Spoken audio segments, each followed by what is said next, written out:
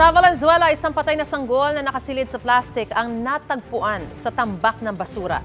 Yan ang unang balita ni Bea Pinlac.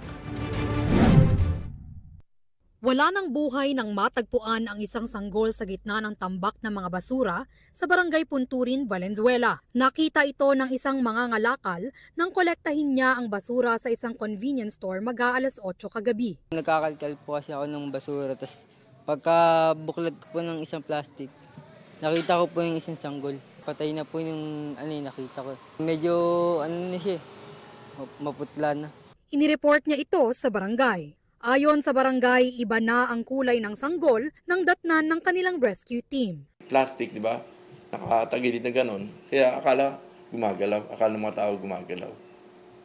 Pero wala. Wala na taga ganun. Ayon sa Valenzuela Police, babalikan nila ang mga kalapit na CCTV para matunton kung sino ang nag-iwan ng fetus sa tambakan ng basura at kung sino ang ina. Consider as fetus pa rin kasi meron pa siyang umbilical cord Yung bata ngayon ay nasa pangangalaga ng soko para sa autopsy.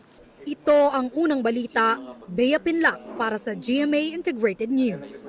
Mga kapuso, para una ka sa mga balita, mag-subscribe sa GMA Integrated News sa YouTube. Sa mga kapuso abroad, subaybayan niyo po kami sa GMA Pinoy TV at sa www.gmanews.tv.